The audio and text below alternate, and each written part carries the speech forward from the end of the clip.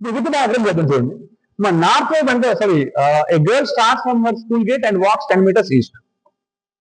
Okay, మా east వైపు 10 meterలు వెళ్ళిందంటమ్మా. ఈస్ట్ 10 రాసేసా.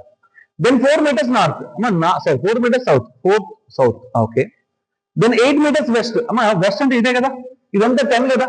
8 meters అంటే అక్కడ రాలా, ఇక్కడ వరకే వచ్చింది 8. కరెక్టేనా కాదు? Okay good. She then walks 2 meters north. North అంటే పైకే కదా, ఇది 4 కదా, 2నే వచ్చింది అంటే ఇక్కడ వరకే వచ్చింది, సగం దూరం వచ్చింది. Okay, then turn right and walk 6 meters. Turn right, right అంటే ఎటు వెళ్ళాలి? ఓకే ఇదే కదా, అంటే ఈస్ట్ వైపు. ఎంత వెళ్ళింది? 6. ఇది మొత్తం అంతా 8 అంటే ఇక్కడ ఎంత వచ్చింది? 6 అంటే ఇంకా 2 meters గ్యాప్ ఉంది, గుర్తుపెట్టుకోండి మైండ్ లో.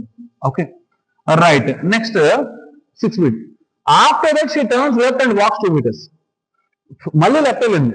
మా ఈస్ట్ లెఫ్ట్ అంటే ఎవరు? నార్త్ కదా, 2 meters. ఇది 4, ఇది 2 అయిపోయింది అంటే మిగిలింది కూడా 2నేగా, అంటే ఎగ్జాక్ట్లీ ఈ పాయింట్ రీచ్ అయిపోయింది. అవునా కాదా?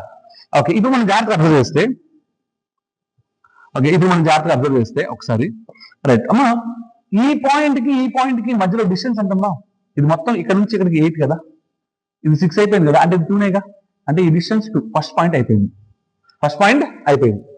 2 మా గేట్ అంటే ఇదేగా, గేట్ నుంచి తను ఇప్పుడు ఎక్కడేగా ఉంది, గేట్ నుంచి ఏ డైరెక్షన్ ఉంది? ఈస్టేగా, అంటే 2 meters ఈస్ట్. అంటే ఏం option? A is the answer. అర్థమైందా మై డియర్ బాయ్స్? అంటే విత్ డయాగ్రామ్ మనం నేర్చుకోవాలి, వితౌట్ డయాగ్రామ్ మనం నేర్చుకోవాలి. నేర్చుకునేటప్పుడు మనం క్లాస్ లో చాలా క్లియర్ గా చాలా క్లారిటీగా చెప్పుకున్నాం. ఏం చెప్పుకున్నాం?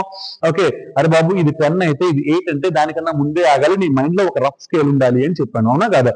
ఇది 8 అయితే ఇది 6 అంటే ఇక్కడ వరకే ఆగాలి, ఇది 4 అంటే ఇది 2 అంటే ఇక్కడే ఆగాలి, మళ్ళీ 2 వస్తే ఎగ్జాక్ట్ అదే పాయింట్ తీసుకెళ్ళాలి.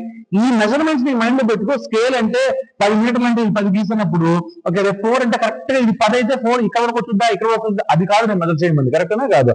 సో ఆ పాయింట్స్ మైండ్ లో పెట్టుకుంటే ఎగ్జామ్ లో జాబ్ కొట్టడం చాలా ఈజీ.